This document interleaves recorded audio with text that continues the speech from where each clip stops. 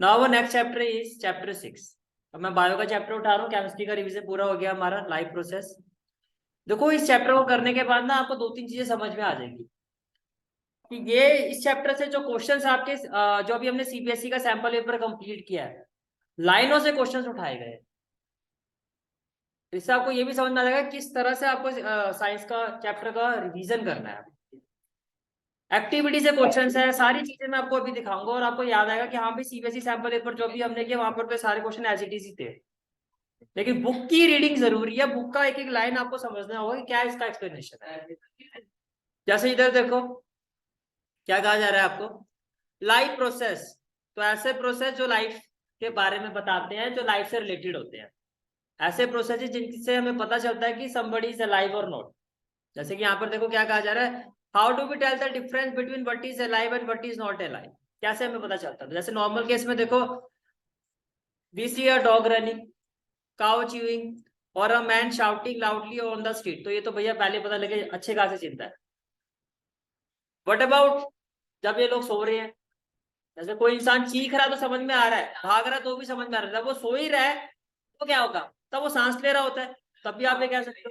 ठीक है, we know that these are living things. ठीक है, व्हाट इफ द डॉग और द काउ और the man were asleep, we see them breathing. तो भी हमें पता लग जाता है कि भाई ये जिंदा है। ठीक है, that they are alive. What about plants, plants में तो ऐसा कुछ भी नहीं होता, ना भाग रहे, ना च्यूइंग हो रहा है, ना कुछ भी हो रहा है। ठीक है, वी सी देम ग्रीन। अब उसके क्राइटेरिया क्या होता है कि भाई हरा भरा पेड़ है तो जिंदा है। जो जो हमारे लॉजिक होता है पहले वही सारी बातें बताई जाएगी। But what about plants that have leaves of colour other than green, उन प्लांट्स के बारे में क्या जिनकी जो पत्ती है वो हरी होती ही नहीं है, वो मरे नहीं होते, लेकिन तुम्हारे हिसाब से वो मर चुके। ठीक है, दे ग्रो। अब इधर देखो, वो प्लांट्स, अब उन प्लांट्स में देखो लीव्स हरे नहीं है लेकिन ग्रो कर रहे हैं, तो भी पता लग रहा है ना भाई ये तो लिविंग है। इसमें क्या हो रही है, ग्रोथ हो रही है। They grow over time, so we know that they are alive. ये बात समझ में आ रही है? ठीक है, in other words, we tend to think of some sort of movement either growth related or not as common evidence for being alive। अगर इस सबका एक कंक्लूजन निकाला जाए तो हम किसी ना किसी मूवमेंट को देख रहे हैं। ठीक है, हम किसी ना किसी किसको देख रहे हैं, मूवमेंट को देख रहे हैं। ग्रो कर रहा है, भाग रहा है, च्यूइंग कर रहा है, ब्रीथिंग ले रहा है, तो भी मूवमेंट हो रही है। ठीक है, but a plant that is not visibly growing is still alive. लेकिन प्लांट भी, एक बहुत सारे प्लांट ऐसे होते हैं जो ग्रो नहीं कर रहे, विजिबली उसमें ग्रोथ नहीं दिखाई दे रही, लेकिन उसमें भी क्या है, जान है, वो भी एक लिविंग ऑर्गेनिज्म है। And some animals can breathe without visible movement, so using visible movement as the defining characteristics of life is not. भाई हमारी सोच के हिसाब से जो मूवमेंट विजिबल है, अगर किसी भी तरह की मूवमेंट विजिबल दिखाई दे रही है, हमारी सोच के हिसाब से मूवमेंट चला है।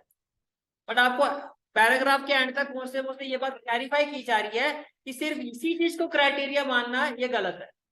बहुत सारी ऐसी चीजें होती है जिनमें जो मूवमेंट होती है वो विजिबल नहीं होती है। यहाँ तक सारी बातें क्लियर होगी? ठीक है, अब देखो,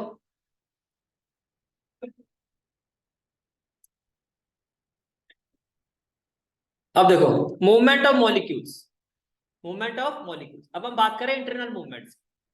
फॉर एग्जाम्पल, जैसे कि अगर देखो जो मूवमेंट ऑफ मॉलिक्यूल्स होती है वो कैसी होती है, वो इनविजिबल होती है।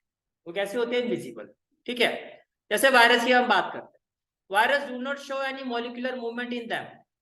नॉर्मली वायरस में अगर आप ऐसे देखोगे तो कोई मूवमेंट नहीं होगी, पर जैसे वो किसी की बॉडी में इंजेक्ट हो जाएंगे वो एक्टिव हो जाते हैं। और इस पर लेके हमेशा क्या रहता है, एक कॉन्ट्राडिक्शन रहता है। कोई कहता है कि वायरस जो होता है नॉन लिविंग में, बिकॉज वो एक्टिव नहीं होते। एक्टिव कब होते हैं, जब किसी की बॉडी में एंटर होने के बाद, until, देखो ये लिखा हुआ है, until they infect some cells and that is partly why there is controversy about whether they are truly alive or not। इसलिए हमेशा इसमें कंट्रोवर्सी रहती है। खैर वो हमारा मैटर नहीं है यहाँ पर, क्या वायरस को लेके बैठ जाए, लेकिन हमारा मैटर है यहाँ पर लाइफ प्रोसेस। तो यहाँ से एक चीज और समझ में आया कि भैया मूवमेंट ऑफ मॉलिक्यूल्स होता है, ये भी एक क्राइटेरिया होता है। ठीक है, why are molecular movement needed for life. अब बात आती है कि मॉलिकुलर मूवमेंट की क्या जरूरत होती है, किस चीज के लिए जरूरत होती है। तो देखो, living organisms are well organise structure. भैया सेल से टिश्यू, टिश्यू से ऑर्गन्स, और ऑर्गन्स पे कितनी तरह के होते हैं हमारी बॉडी में, कॉम्प्लेक्स स्ट्रक्चर होता है हमारा। They can have tissues, tissues have cells, cells have similar components in them. ठीक है, अब जो लिविंग स्ट्रक्चर होते हैं वो क्या होते हैं कि breaking down over time, time के साथ साथ क्या होता है, because of a natural process कह लो और जो भी कह लो आपकी, हमारी बॉडी में ब्रेक डाउन होता रहता है। जितने भी लिविंग ऑर्गेनिजम्स हैं उनकी बॉडी में ब्रेक डाउन, जिनके complex structure, multicellular organism, break down होता है। ब्रेक डाउन तो हो रहा है, लेकिन अगर वो मेंटेन ना हो, उसकी मेंटेनेंस ना हो, रिपेयर ना हो, तो बॉडी सर्वाइव कर पाएगी? नहीं कर पाएगी। तो यही कहा जा रहा है, if order break down the organism will no longer be alive. अगर ये ब्रेक डाउन चलता रहे और उसकी रिपेयर ना हो, so living creatures must keep repairing and maintaining their structure. तो ये बहुत जरूरी हो जाता है कि उनकी बॉडी में क्या हो, रिपेयरिंग होती रहे और मेंटेनेंस चलती रहे। ठीक है, since all the structures are made up of molecule, अब जितने भी ये स्ट्रक्चर है हमारी बॉडी में किसके बने होते हैं, ये मॉलिक्यूल्स के बने होते हैं। किसके बने होते हैं, मॉलिक्यूल्स के। They must move molecules around all the time. तो मॉलिक्यूल्स की मूवमेंट हर टाइम होना क्या है, जरूरी है। समझ में आ गया? ठीक है, अब बात करते हैं what are the maintenance process in the living organism, कि लिविंग ऑर्गेनिज्म से वो कौन कौन से मेंटेनेंस प्रोसेस होते हैं जो कि बॉडी को क्या रखते हैं, अलाइव है। यहां तक क्लियर होगी सारी बातें? एक बार फिर से रिपीट कर देता हूं, अभी तक हमने क्या पढ़ा। सबसे पहले हमने क्राइटेरिया देखे। सबसे पहले हमने देखा कि भाई कोई विजिबली मूवमेंट हो रही है तो वो एक क्राइटेरिया है। फिर हमने कहा भाई प्लांट्स में, हमने कहा कि भाई ग्रीन प्लांट है तो वो एक क्राइटेरिया है। फिर हमने कहा भाई काफी सारे प्लांट होते हैं जो ग्रीन नहीं होते, पर वो उनमें क्या होता है, वो प्लांट्स भी क्या करते हैं, ग्रोथ शो कर रहे होते हैं, तो वो भी एक क्राइटेरिया है। फिर हमने कहा कि कुछ ऑर्गेनिज्म ऐसे होते हैं जो ग्रोथ भी शो नहीं करते, मूवमेंट भी शो नहीं करते, पर तब भी वो अलाइव होते हैं। तो वहां पर हमने बात की मूवमेंट ऑफ मॉलिक्यूल्स की, और मूवमेंट ऑफ मॉलिक्यूल्स होते हैं इनविजिबल होती है। फिर हमने एक एग्जांपल लिया वायरस। वायरस का हमने कहा कि नॉर्मली अगर वायरस को देखो इनएक्टिव होता है, जैसे वो ह्यूमन बॉडी में एंटर करता है, किसी एनिमल्स की बॉडी में एंटर कर जाता है, तब वो एक्टिव हो जाता है। ये हमने बात पढ़ी। फिर हमने कहा कि भैया जो लिविंग ऑर्गेनिजम्स होता है उनका जो स्ट्रक्चर होता है वो एक कॉम्प्लेक्स स्ट्रक्चर है, और जो हमारे इतना स्ट्रक्चर होता है, इतने ऑर्गन्स होते हैं हमारी बॉडी में, यहाँ पे क्या होता है, ये ब्रेक डाउन होते रहते हैं, हमारी बॉडी में ब्रेक डाउन होता रहता है। अगर वो ब्रेक डाउन की रिपेयरिंग ना हो, जो भी हमारी बॉडी में चीजें ब्रेक हो रही है, अगर वो रिपेयर ना हो, उनकी मेंटेनेंस ना हो, तो हमारी बॉडी का सर्वाइवल पॉसिबल ही नहीं है।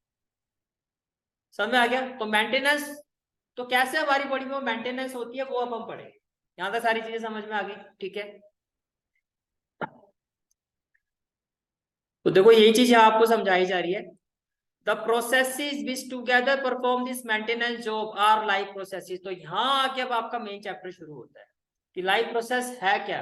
लाइफ प्रोसेस वो प्रोसेस होते हैं जो इस मेंटेनेंस जॉब को करते हैं, दैट इज लाइफ प्रोसेस। ऐसे प्रोसेसेस जो हमारी बॉडी में क्या करते हैं, मेंटेनेंस का काम करते हैं, रिपेयरिंग का काम करते हैं, वो क्या होता है, लाइफ प्रोसेस। ठीक है, तो लाइफ प्रोसेस जो होते हैं आपके इस चैप्टर में मैं बात करूं, वैसे भी बात करूं, तो सबसे पहले देखो एक तो होता है आपका न्यूट्रिशन। क्या होता है आपका, न्यूट्रिशन। न्यूट्रिशन के बाद फिर आता है दूसरा लाइफ प्रोसेस आता है आपका, दैट इज रेस्पिरेशन। क्या आता है, रेस्पिरेशन। रेस्पिरेशन के बाद फिर आपका जो लाइफ प्रोसेस आता है आपका, वो आता है आपका ट्रांसपोर्टेशन, और ट्रांसपोर्टेशन के बाद फिर आता है आपका एक्सक्रिएशन। 4 लाइफ प्रोसेस है। पहला न्यूट्रिशन, दूसरा रेस्पिरेशन, तीसरा ट्रांसपोर्टेशन, और चौथा, ये 4 प्रोसेस और ये पूरा चैप्टर। तो सबसे पहले किसकी बात करते हैं, पहले एक एक करके इनको समझ लेते हैं कि ये है क्या। ठीक है, तो भैया सबसे पहले हम बात करते हैं न्यूट्रिशन की। तो देखो, since these maintenance processes are needed to prevent damage and breakdown, energy is needed for them। भैया किसी चीज को रिपेयर करने के लिए, किसी चीज को मेंटेन करने के लिए, किसी चीज की मेंटेनेंस के लिए एनर्जी की रिक्वायरमेंट है ना। किसी के मैकेनिक के पास भी चले जाओ, गाड़ी लेके उसको रिपेयर करेगा तो उसको भी तो ताकत चाहिए उसको रिपेयर करने के लिए, या कोई काम आप ही करो। तो ये एक जो ये प्रोसेस होता है कि इसका रिपेयरिंग का, मेंटेनेंस का, इसके लिए क्या चाहिए होता है, एनर्जी की जरूरत होती है। ठीक है, this energy comes from outside the body of the individual organism. ये हमारे अंदर नहीं होती है, हमारी बॉडी में हमें बाहर से लेनी पड़ती है। क्या समझ में आ रही है? ठीक है, so there must be a process to transfer a source of energy from outside the body of the organism। तो कोई एक ऐसा प्रोसेस होना चाहिए, कोई एक ऐसा प्रोसेस है जिससे एनर्जी का क्या होता है, ट्रांसफॉर्मेशन होता है। और इसको हम क्या कहते हैं? अब देखो, आप जो आउटसाइड द बॉडी जो हम बात कर रहे हैं कि कुछ हमें बाहर से लेना पड़ता है एनर्जी के लिए, उसको वो है आपका फूड। लिखा हो ना यहाँ पे, energy is needed for them, this energy comes from outside the body. जब आप आउटसाइड द बॉडी की बात करो तो किसकी बात कर रहे हो? फूड की। भैया हम बाहर से फूड लेते हैं, फूड से हमें energy. To the inside a process we commonly call nutrition. तो अगर मैं इसको डिफाइन करूं कि न्यूट्रिशन होता क्या है, अगर मैं इसको डिफाइन करूं,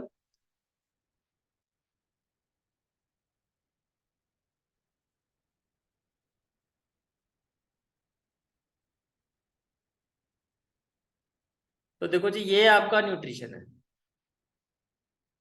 एग्जैक्टली न्यूट्रिशन को ऐसे डिफाइन करते हैं। What is nutrition? अगर हम न्यूट्रिशन की बात करते हैं तो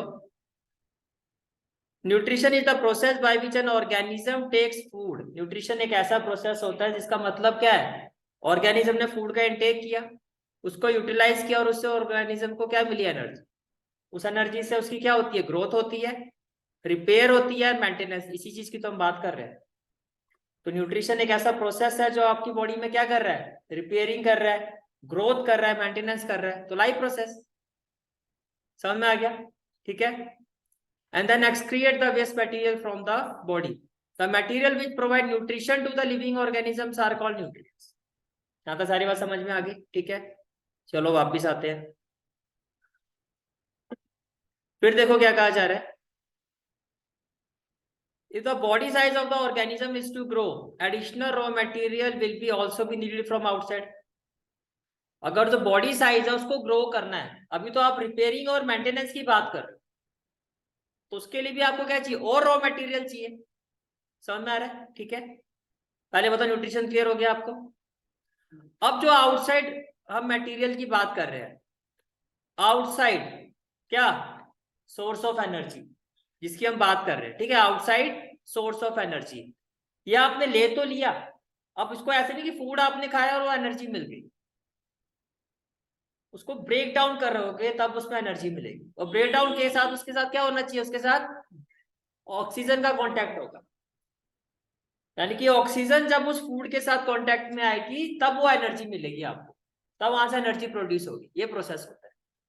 अकेला न्यूट्रिशन से आपको, न्यूट्रिशन का मतलब तो क्या हुआ? Intake of food. फूड तो चलो बॉडी में आ गया, लेकिन फूड से एनर्जी जनरेट, फूड जब ऑक्सीजन के कॉन्टेक्ट में आएगा तब एनर्जी प्रोड्यूस होगी। यही पढ़ा था ना हमने? ठीक है, तो देखो अब ये जो आउटसाइड सोर्स ऑफ एनर्जी जो आपने फूड का इनटेक किया है, need to be broken down और built up in the body and must be finally converted to a uniform source of energy that can be used for the various molecular movement needed for the maintaining living structure as well as to the kind of molecules the body needs to grow. यहाँ तक सारी चीज समझ में आ गई? ठीक है, अब देखो, अब उसको ब्रेक करने के लिए, ठीक है, for this many organism use oxygen source from outside the body. तो आउटसाइड से हम क्या यूज करते हैं? ऑक्सीजन। किसका यूज करते हैं? ऑक्सीजन का। The process of acquiring oxygen from outside the body and to use it in the process of breakdown of food. फिर से रिपीट करो, न्यूट्रिशन में क्या हुआ? Intake of food. फूड आपको डायरेक्टली एनर्जी नहीं देगा, आपको उसको क्या करना होगा? ब्रेक करना होगा। वो ब्रेक कौन करेगा? ऑक्सीजन। अब हम सेकंड स्टेप में आ गए, तो अब हमें किसकी जरूरत और पड़ रही है? भैया फूड तो अंदर आ गया, लेकिन फूड हमारे को एनर्जी नहीं देगा डायरेक्टली, हमें इसको ब्रेक करना पड़ेगा। वो ब्रेक करने के लिए किसकी जरूरत है आपको? ऑक्सीजन। तो एक और आपको आउटसाइड रॉ मटेरियल की जरूरत पड़ेगी। ऑक्सीजन भी बाहर से मिलेगा आपको, ठीक है, और वो क्या करेगा? Break down of food sources for cellular needs is what we call respiration. और इस प्रोसेस को हम क्या कहते हैं? Respiration. This is your second life process. अभी आगे जाके हम सभी चीजें डिटेल में पढ़ेंगे, अभी समझो कि होता क्या। न्यूट्रिशन समझ में आ गया? न्यूट्रिशन का मतलब इनटेक ऑफ फूड।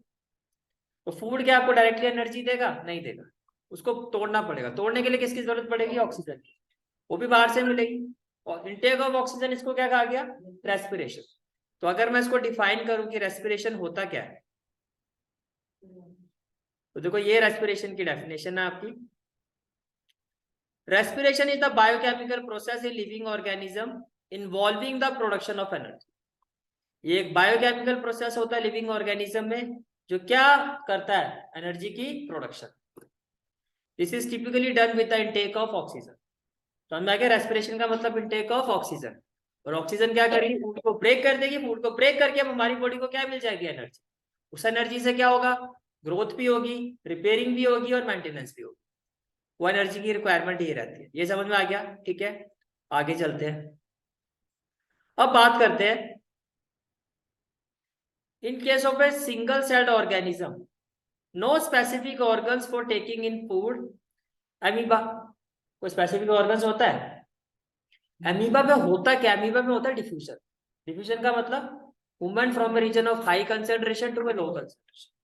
अमीबा की रिक्वायरमेंट ऑक्सीजन की है, बाहर ऑक्सीजन ज्यादा है, अंदर ऑक्सीजन कम है, तो हाई टू लो वो मूव कर जाएगा bye the process of diffusion. Body में जो वेस्ट है CO2, उसको एक्सेल करना है। CO2 अंदर कंसेंट्रेशन ज्यादा है, बाहर कम है, अंदर से बाहर। समझ में आ रहा है, ठीक है।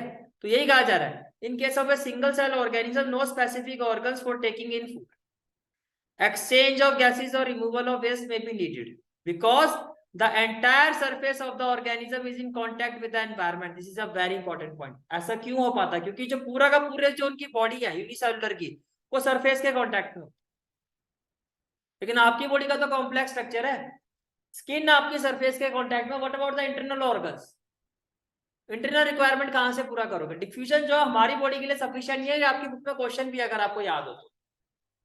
एक स्लो प्रोसेस होता है, हमारी बॉडी में मल्टी कितने मिलियंस और ट्रिलियंस ऑफ सेल्स है। हमारी बॉडी में जो ऑक्सीजन की नीड है, जो आउटर पार्ट है आपकी बॉडी का, जो एनवायरनमेंट के कांटेक्ट में है, वहां से तो हो जाएगा bye diffusion. What about the internal organs, internal requirement. समझ में आ रही है मेरी बात? तो जो चीज मैं आपको समझा रहा हूं उसका मतलब ये है,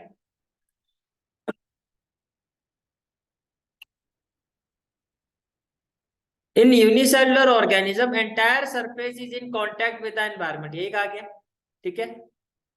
By the process of diffusion, exchange of gases or removal of waste takes place. Exchange of gases and removal of waste. यहाँ पर क्या आएगा आपका and. Exchange of gases या and removal of waste, ऐसे भी लिख सकते हो आप, ठीक है, takes place. They do not need any specific organs. अब इसका मतलब क्या है, देखो यार डायग्राम से समझो, ये अमीबा है, ठीक है। अब अमीबा के केस में क्या हो रहा है, बाहर कंसेंट्रेशन ज्यादा है, अंदर कम है, तो movement of oxygen from region of high concentration to low, oxygen मिल गई। अंदर ये जो CO2 वेस्ट है, इसकी कंसेंट्रेशन ज्यादा है, बाहर कम है, movement of CO2 from region of high concentration to low concentration, तो ये जो वेस्ट है बॉडी से रिमूव हो गया। लेकिन ऐसा क्यों हो पा रहा है, क्योंकि जो इसके पूरी बॉडी है वो एनवायरनमेंट के क्या है, कॉन्टेक्ट में है। लेकिन हमारी बॉडी जो है उसका जो आउटर पार्ट तो है, लेकिन इंटरनल जो हमारे तरह कॉम्प्लेक्स स्ट्रक्चर वो टच में नहीं होता। तो देखो आगे आपको यही बात बताई जा रही है।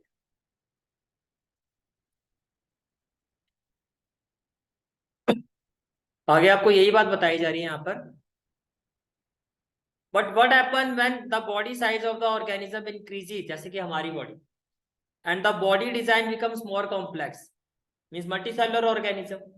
इन multicellular organism all the cells may not be in direct contact with the surrounding, नहीं होते, स्किन को छोड़ दो, बाकी तो इंटरनल सेल्स तो नहीं होते। The simple diffusion will not meet the requirement of all the cells. उस क्वेश्चन का आंसर आप इस तरह से दे सकते हो कि भैया यूनिसेलुलर में तो क्या होता है, डायरेक्टली कांटेक्ट में पूरी बॉडी होती है, लाइक अमीबा। कि मल्टीसेलुलर ऑर्गेनिज्म में जो सारे के सारे जो हमारी बॉडी के सेल्स है, वो सारे के सारे जो एनवायरनमेंट के कांटेक्ट में नहीं होते हैं, that is why diffusion is insufficient to meet the requirement. ये बात समझ में आ गई सबको, ठीक है।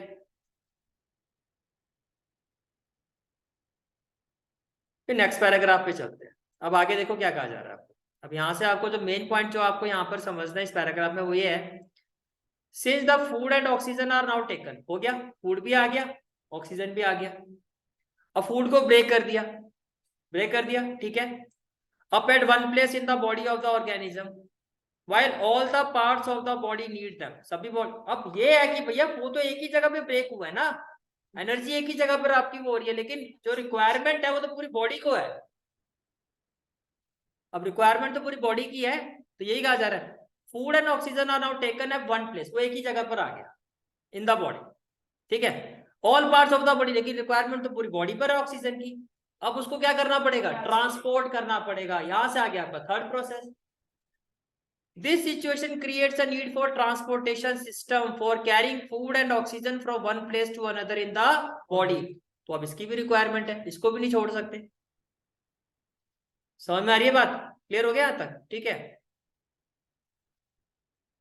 तो देखो यही बात, ट्रांसपोर्टेशन का मतलब क्या होता है? ट्रांसपोर्टेशन का मतलब all the organism need to transport water, food, minerals, oxygen to different parts of the body. They help in growth and respiration of the cells. क्योंकि सभी पार्ट्स की रिक्वायरमेंट है ऑक्सीजन की, जब तक ट्रांसपोर्टेशन नहीं होगा सभी पार्ट्स में ऑक्सीजन और फूड की सप्लाई नहीं होगी। समझ में आ गया बात? ठीक है, तो ये वाला प्रोसेस क्या होता है ये भी हमें समझ में आ गया। आगे चलते हैं। तो next point is when chemical reaction use the carbon source and the oxygen for energy generation. अब केमिकल रिएक्शंस होती हैं हमारी बॉडी में, ठीक है। अब इसमें होता क्या है? They create by product that are not only useless for the cells of the body but could even be harmful. यानी कि एनर्जी के साथ साथ जो भी ऐसे बाय प्रोडक्ट भी क्रिएट होते हैं जो हमारी बॉडी में वेस्ट है, जो यूजलेस है, और अगर हमारी बॉडी में रह जाएगा तो हमारी बॉडी को क्या करेगा? हार्म करेगा, हमारी बॉडी के लिए हार्मफुल है, ठीक है।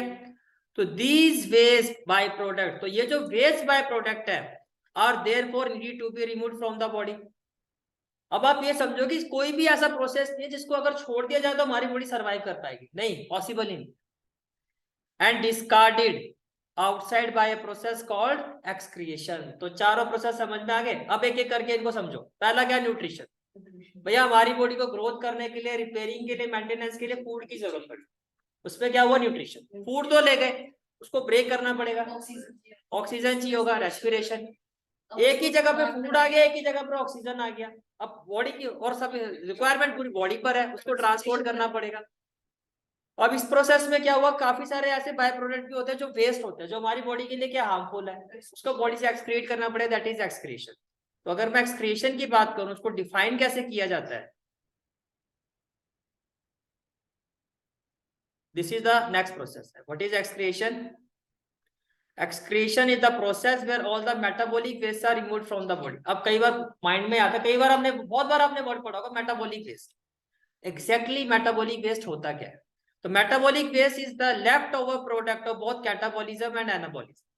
कैटाबॉलिज्म और एनाबॉलिज्म की वजह से जो वेस्ट क्रिएट होता है वो आपका होता है मेटाबॉलिक वेस्ट। अब क्वेश्चन ये आता है, सर कैटाबॉलिज्म क्या होता है और एनाबॉलिज्म क्या होता है? आ रहा है ना माइंड में? सर ये भी बता दो जरा, तो ये भी देख लेते हैं। भैया एनाबॉलिज्म क्या होता है पहले आप ये समझो। Anabolism creates molecules the body needs for functionally. Anabolism एक ऐसा प्रोसेस होता है जिससे क्या क्रिएट किए जाते हैं? मॉलिक्यूल्स। कौन से मॉलिक्यूल्स? जो हमारी बॉडी की फंक्शनैलिटी के लिए जरूरत हो। And it uses energy in the process. और इसके लिए किसकी जरूरत पड़ती है? एनर्जी की। अभी देखा ना, मूवमेंट ऑफ मॉलिक्यूल्स के लिए आपको एनर्जी चाहिए। Catabolism on the other hand brake down complex molecule. और कैटाबॉलिज्म क्या करता है? एनाबॉलिज्म ने मॉलिक्यूल बना दिए, कैटाबॉलिज्म में मॉलिक्यूल्स को क्या करेगा? ब्रेक करेगा। समझ में आ रहा है दोनों एक दूसरे से कैसे कनेक्टेड है? और क्या करेगा? तो उसको तोड़ के एनर्जी रिलीज करेगा which is available for the body to use. समझ में आ गया? ठीक है, चलो जी आगे चलते हैं।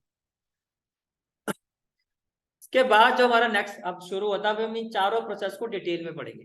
न्यूट्रिशन में सबसे पहले क्या आएगा? न्यूट्रिशन इन प्लांट्स और फिर ह्यूमन बीइंग्स। तो देखो न्यूट्रिशन की जहां हम बात करते हैं, तो व्हेन वी वॉक और ride a bicycle we are using up energy. होता है कुछ भी काम करने के लिए आपको एनर्जी चाहिए।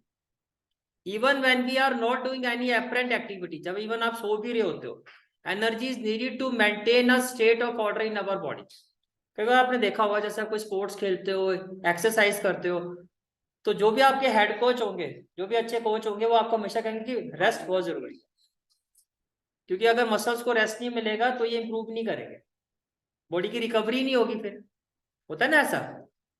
वी ऑल्सो नीड, आपको माइंड को भी रेस्ट चाहिए। We also need materials from outside in order to grow, develop, synthesize protein and other substances needed in the body. ये आपने अभी पढ़ा भैया, आउटसाइड से हमें क्या चाहिए? मटेरियल की रिक्वायरमेंट पड़ती है इन चीजों के लिए। And this source of energy and material is the food we eat. और ये सोर्स कहाँ से मिलता है? खाने से। अब ये आता है आपका क्वेश्चन, नेक्स्ट पॉइंट ये आता है आपका, some organism use simple food material obtained from inorganic sources. यहाँ से फिर एक क्वेश्चन बच गया, तो व्हाट आर इनऑर्गेनिक सोर्सेज? देखो दो तरह के सोर्सेज होते हैं। एक होता है ऑर्गेनिक, एक होता है इनऑर्गेनिक। ऑर्गेनिक सोर्स वो होते हैं जिसमें कार्बन और हाइड्रोजन। तो सारी मेरी बात, अब सर अभी तो कार्बन कंपाउंड पढ़ के आए हैं, पढ़ा था ना। और इनऑर्गेनिक सोर्सेज कौन से होते हैं जिसमें कार्बन और हाइड्रोजन एक साथ नहीं होगा, जैसे कि CO2, वाटर। अब प्लांट्स किसका यूज करता है, याद करो, बाय प्रोडक्ट। फोटोसिंथेसिस में किसका यूज होता है, carbon dioxide and water. Inorganic है ना, इनऑर्गेनिक तो यही कह रहा है आपको। Some organism use simple food material obtain from inorganic sources in the form of carbon dioxide and water.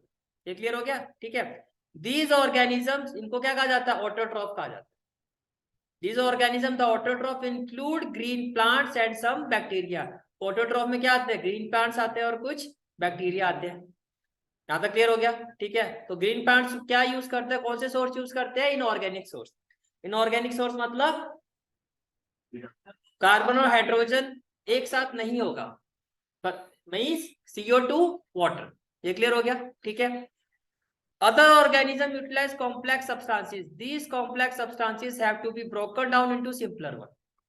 अब हमारी बॉडी में क्या होता है, कॉम्प्लेक्स सब्सटेंसेस को सिंपलर वन में ब्रो करना होता है before they can be used up for the upkeep and growth of the body. To achieve this organism use biocatalyst. तो हमारी बॉडी में किसका यूज होता है, एंजाइम्स का। अब बात आती है एंजाइम्स होते क्या, एंजाइम्स प्रोटीन होते हैं। एंजाइम्स होते क्या है, प्रोटीन होते हैं। ये क्या करता है, जो भी रिएक्शंस होती है, जो भी कॉम्प्लेक्स फूड होता है उसको ब्रेक करने का काम करते हैं, रिएक्शन को स्पीड अप कर देते हैं विदाउट हैविंग चेंजिंग इटसेल्फ। खुद चेंज नहीं होते हैं। अगर मैं एग्जैक्टली आपको डिफाइन करूं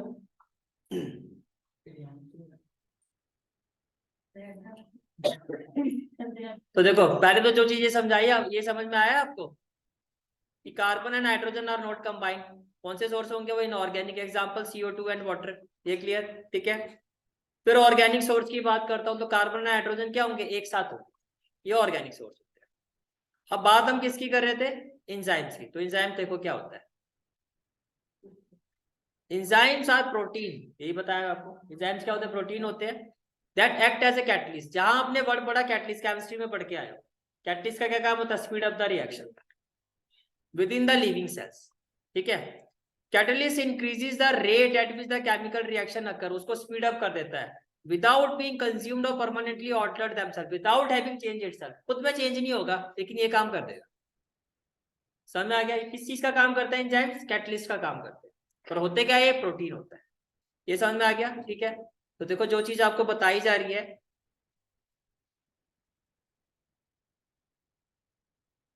the other organism utilize complex substances. These complex substances have to be broken down into simpler one before they can be used for the upkeep and growth of the body. To achieve these organism को biocatalyst की जरूरत पड़ती है और उसको हम क्या कहते हैं, एंजाइम्स कहते हैं। और एक का मतलब क्या हो गया, हेट्रोट्रोफ। जो अदर ऑर्गेनिजम्स की हम बात करें वो क्या है, हेट्रोट्रोफ। और जो किस पर डिपेंड होते हैं, ऑटोट्रोफ, ग्रीन प्लांट्स पे डिपेंड होते हैं, ठीक है। और हेट्रोट्रोफ के एग्जांपल्स क्या हो गए, एनिमल एंड फंजाई। ये कहानी क्लियर, ठीक है। हाँ, हम भी तो भाई सोशल एनिमल है, तो एनिमल जहां ना समझ लो आप ही हो, मतलब सोशल एनिमल, ठीक है। आगे चलते हैं, देखो जी। अब आता है आपका, इसके बाद दो तरह के न्यूट्रिशन आपको समझ में आ गया। एक हो गया ऑटोट्रॉपिक न्यूट्रिशन। क्या होता है, the organism prepare their output. Animals का मतलब ये सभी को कह रहा हूँ, उसी के ऊपर मतलब आप खड़े हो जाना, बाहर जाके देखो सर ने तेरे को एनिमल कहा मतलब हम सारे, जब एनिमल्स का मतलब हम उसी में इंक्लूड हो, वी आर सोशल एनिमल, ठीक है। कहते ना हमारे पूर्वज कौन थे, चिंपैंजी से वो कहा था ना अच्छा, ये क्लियर हो गया। बस सुनने में बोला जाता ना, ऐसी चीज सुनते हो ना, और उनकी हरकतों से ही पता लग ही जाता है। इवोल्यूशन, ठीक है। In autotrophic nutrition organisms prepare their own food. This type of nutrition is seen in plants where they prepare their food by the process of photosynthesis. तो प्लांट्स में ये जो प्रोसेस होता है कि वो अपना खाना खुद बनाते हैं, किसकी हेल्प से, इनऑर्गेनिक सोर्स की हेल्प से। This process is called as photosynthesis. On the contrary, heterotrophic nutrition क्या होता है, is observed in organism that depend upon the organism for food, जैसे कि हम लोग। क्लियर हो गया यहाँ तक, ठीक है।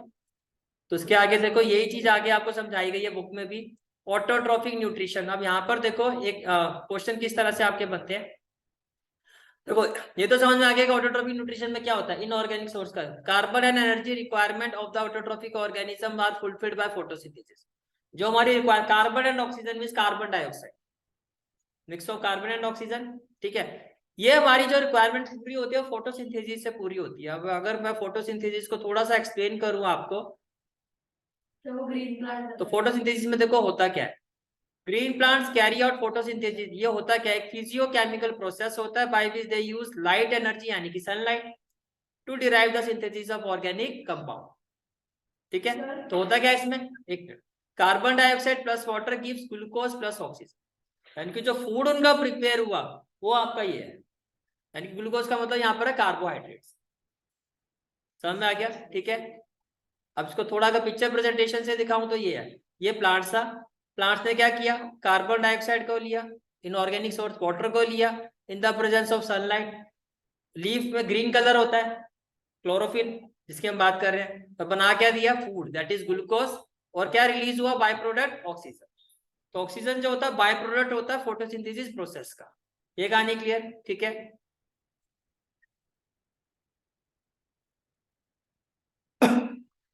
आगे देखो, it is the process by which autotroph take in substances from the outside। कौन से substances होते हैं वो, carbon dioxide and water, which is converted into carbohydrates। Carbohydrates का मतलब ग्लूकोज। अब मैंने कहा, अब उसने यहाँ पे देखो आपने एक चीज पढ़ी थी, इनऑर्गेनिक को ऑर्गेनिक, इनऑर्गेनिक को लिया और ऑर्गेनिक। ग्लूकोज में क्या होता है, कार्बन और हाइड्रोजन का मिक्सचर होता है ना, C6H12O6। अब उसमें है क्या, वो ऑर्गेनिक है, क्योंकि वहां पे कार्बन भी है और हाइड्रोजन भी। तो वो यही क्या करता है, इनऑर्गेनिक को यूज करके ऑर्गेनिक में कन्वर्ट कर देता है। In the presence of sunlight and chlorophyll, carbohydrates are utilise for providing energy to the plant. अब वो जो कार्बोहाइड्रेट्स है उससे प्लांट्स को क्या मिलती है, एनर्जी। अब देखो जो एनर्जी की फॉर्मेशन यहाँ पर हो रही है वो सारी की सारी तो प्लांट्स एक बार में यूज कर नहीं लेंगे, जितनी यूज करेंगे बाकी क्या होगी, स्टोर। वो जो स्टोर होती है रिजर्व एनर्जी, उसको कहा जाता है स्टार्च, ठीक है। The carbohydrates which are not used immediately are stored in the form of starch। और ये चीज आपको माइंड में रखनी है, ये भी एग्जाम में क्वेश्चन पूछा जाता है कि जो एनर्जी स्टोर होती है वो किस फॉर्म में स्टोर होती है, in the form of starch. ये क्लियर हो गया, ठीक है। Internal energy reserve to be used as and when required by the plant. तो ये एक इंटरनल एनर्जी होती है, जब उनकी रिक्वायरमेंट होगी तब वो उसको यूज कर लेंगे, ठीक है। अब इधर देखो, energy derive from the food wheat. अब आप अपनी बात करते हैं, जो खाना हम करते हैं उससे भी एनर्जी डिराइव होती है। वो जो हमारी बॉडी में स्टोर होते हैं किस फॉर्म में स्टोर होती है, ग्लाइकोजन। किस फॉर्म में स्टोर होती है, ग्लाइकोजन। ये क्लियर हो गया, ठीक है। अब देखो भाई एक रिएक्शन है आपकी, this is the reaction of photosynthesis. इसमें आपको देखो क्या दिखाया गया है, 6CO2 + 12H2, ये तो आपको पता है, ठीक है। In the presence of chlorophyll and sunlight, ये भी क्लियर है आपको। तो प्रोडक्ट जो बना वो क्या बना, ग्लूकोज, जिसको हमने क्या कहा, कार्बोहाइड्रेट। और बाय प्रोडक्ट में क्या आता है यहाँ पे, ऑक्सीजन और वाटर। अब पहली चीज, हाँ जी, 6H2 होता है किसमें, H2। अच्छा ये कह रहे हो आप भाई, 6 2 जा कितने हो गए, एक में 12 हो गए ना, 12 और 8 12 24 है ना हाइड्रोजन, तो 12 2 जा 24 हो गया, क्लियर। अगर डाउट हो तो बैलेंसिंग करके चेक कर लिया करो, ठीक है। अच्छा मुझे ये बताओ, कार्बन में हाइड्रोजन ऐड हो रही है ना, इसको मैं रिडक्शन बोल सकता हूँ, हो रहा है ना यहाँ पे एडिशन ऑफ हाइड्रोजन। अब बात करते हैं हम, let us now see what actually happens during the process of photosynthesis। की फोटोसिंथेसिस में क्या क्या होता है। तो इसमें 3 स्टेप होते हैं, और ये एज इट इज पूरा क्वेश्चन एग्जाम में बहुत बार आ चुका है। Following events occur during the process, तो आपसे पूछा जाता है what are the event that occur, या explain the event that occur during the process of photosynthesis. तो आपको कितने इवेंट्स वहां पे एक्सप्लेन करने हैं, 3 इवेंट। कितने इवेंट, 3। पहला इवेंट क्या कहता है, एब्जॉर्प्शन ऑफ लाइट एनर्जी होती है बाय क्लोरोफिल। देखा आपने, अभी रिएक्शन में ये दिखाया गया था कि क्लोरोफिल ने लाइट को क्या किया, सनलाइट को ट्रैप किया, एब्जॉर्ब किया। पहला इवेंट, यानी कि स्टेप बाय स्टेप होता क्या, सबसे पहले क्या किया, क्लोरोफिल जो ग्रीन पिगमेंट होती है, क्लोरोफिल वो क्या करती है, सनलाइट को एब्जॉर्ब करती है। ये क्लियर हो गया फर्स्ट इवेंट। फिर क्या होता है, वो जो लाइट एनर्जी होती है वो किस में कन्वर्ट हो जाती है, केमिकल एनर्जी। किस में कन्वर्ट हो जाती है, केमिकल एनर्जी में। एंड देन वो जो केमिकल एनर्जी होती है, वो जो water molecule as an organic source plants ने लिया था, वो उसको क्या करती है, स्प्लिट कर देती है। Splitting of water molecule into hydrogen and oxygen. समझ में आ गया? पहले इवेंट में क्या हुआ, क्लोरोफिल ने क्या किया, एब्जॉर्ब किया लाइट एनर्जी को। वो जो लाइट एनर्जी किस में कन्वर्ट हो गई, केमिकल एनर्जी। तो उस केमिकल एनर्जी ने, जो प्लांट ने रॉ मटेरियल और इनऑर्गेनिक सोर्स का इंटेक किया था, उस वाटर मॉलिक्यूल को क्या कर दिया, ब्रेक कर दिया हाइड्रोजन और ऑक्सीजन। ये बात समझ में आ गई? और थर्ड इवेंट क्या होता है आपका, reduction of carbon dioxide to carbohydrate. CO2 से क्या बन गया, C6H12O6। रिडक्शन क्यों कह रहे हो, एडिशन ऑफ हाइड्रोजन हो रहा है ना, एडिशन ऑफ हाइड्रोजन। ये बात समझ में आ रही है? ठीक है, आगे देखो। These steps need not take place one after the other immediately। भैया ऐसा भी नहीं कि एक साथ ही ये होना जरूरी होता है। जैसे कि एग्जांपल समझो, for example desert plants takes up carbon dioxide at night. रात को कार्बन डाइऑक्साइड का इंटेक कर लेता है, ठीक है। And prepare an intermediate which is acted upon by the energy absorbed by the chlorophyll during the day. लेकिन उसका जो नेक्स्ट स्टेप होता है वो दिन के टाइम होता है, क्योंकि एनर्जी जो होगी सनलाइट वगैरह वो कब होगी, वो डे टाइम में आएगी। तो ऐसा भी नहीं है कि इमीडिएटली एक के बाद दूसरा स्टेप होना जरूरी है। एक प्रोसेस हो गया, दूसरा प्रोसेस एक रात को हो गया, दूसरा कब हुआ, दिन में। तो ये भी क्वेश्चन बन सकता है कि ऐसा जरूरी होता है, कहोगे नो। For example desert plant. Clear हो गया तक? उसके बाद आगे देखो, let us see how each of the component of the above reaction are necessary for photosynthesis. अब जितने भी ये कंपोनेंट हैं जो आपके स्टेप हैं, अब हम ये समझेंगे कि ये क्यों जरूरी है। ये बात समझ में आ रही है? ठीक है, जैसे कि देखो यहाँ आपको क्या कहा जा रहा है आगे, if you carefully observe a cross section of a leaf under the microscope. देखो मैं आपको क्रॉस सेक्शन पहले थोड़ा एक्सप्लेन कर देता हूँ। यहाँ पे क्रॉस सेक्शन किसको कहा जा रहा है, देखो ये आपको जो पार्ट मैं ब्लैक कलर से शो कर रहा हूँ, ये वाला, ये दिखाई दे रहा है ना मो, इसका एक टुकड़ा आपने ले लिया, इसका एक टुकड़ा ले लिया आपने, दिस इज क्रॉस सेक्शन। और फिर आपने इसको किस में देखा, माइक्रोस्कोप। फिर आपने इसको किस में देखा, माइक्रोस्कोप में। पहले बताओ ये बात समझ में आ रही है? फिर आपने इसको किस में देखा, माइक्रोस्कोप में।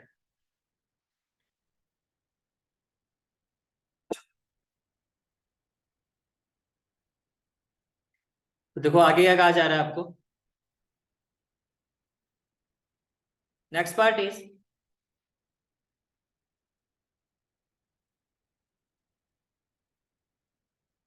If you carefully observe a cross section of a leaf under the microscope.